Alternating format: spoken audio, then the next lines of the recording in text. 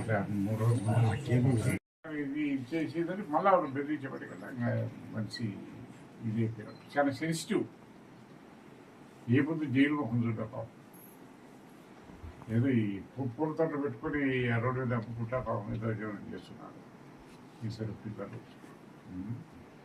నేను వచ్చాను యశ్వ గారు కూడా కలిసాము. ఆయన ప్రైవేట్ కంప్లైంట్ ఇచ్చింది ఒకటి.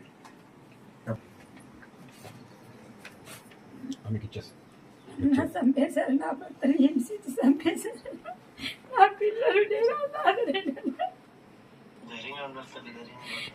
ఎంత సార్ నేను బతకలేను, ఎంత బతకాల నా పిల్లలు నా భర్త ఆదరణ నేను సార్. నాకు ఏ బతకాలన్నా నేను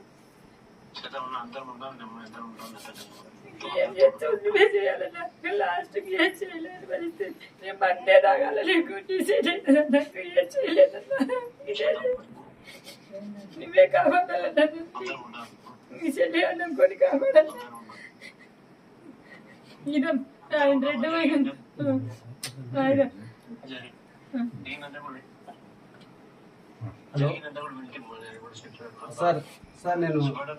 సార్ నేను మా బావ చనిపోయింది.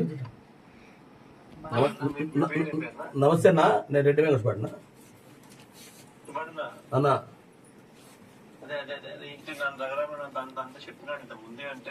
రఘురామరెడ్డి నిన్న బాగా యాక్టివ్ ప్యాక్ తీసుకున్నారు. మన వాళ్ళు అందరూ వచ్చినారు.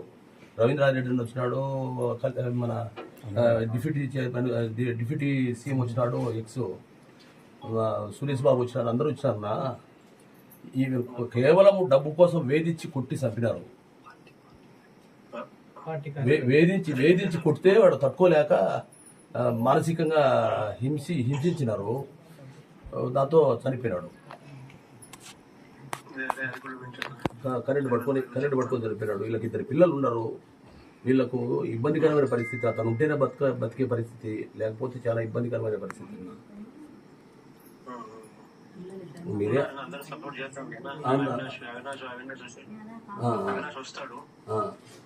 అవినాష్ చెప్తాను వచ్చి అవినాష్ దగ్గర నుంచి సాయం చేసి పడిపోతాడు. రఘురామడే ఉన్నాడు. సాయం కూడా చేస్తాడు. రఘురామడే కూడా చాలా వెరీ యాక్టివ్ పార్ట్ తీసుకున్నాడు. నేను కూడా నా ప్రోగ్రామ్ కాడ నెక్స్ట్ జిల్లాకు వచ్చినప్పుడు తప్పకుండా రండి. నేను కూడా ఇంటికాడికి వచ్చేట్టుగా పెడతాను. సరే అన్న. ఇదన్న వాళ్ళ తమ్ముడు మాట్లాడతాడు. ఒక నిమిషం అన్నా. సురేంద్రారెడ్డి అన్న. హలో అన్నా, ఏమంటే అదే మనం వైసీపీ అనే దురుద్దేశంతో ఏమైందంటే కేసు ఉద్దేశపూర్వకంగా యాక్చువల్ 9 మంది మీద పెట్టి మళ్ళీ పంపించిన తర్వాత ఈయన సపరేట్ గా వైసీపీ కార్యకర్త కదా పక్క పిలిచి కొట్టారు సార్ దారుణంగా. వీళ్ళు రోడ్డు మీద యాక్చువల్గా పిలిపించి నువ్వు డబుల్ డిమాండ్ చేశారు. డబుల్ డిమాండ్ నేను ఎందుకు తప్పు చేయలేదు కదా, నేను ఎందుకు కట్టాలన్నాడు. ప్రతి ఒక్కరూ తప్పనిసరిగా యూట్యూబ్లోకి వెళ్ళి కడప వార్తను లైక్ చేయండి, సబ్స్క్రైబ్ చేయండి. ఇట్లు మీ జి రమణయ్య, ఎడిటర్, కడప వార్త.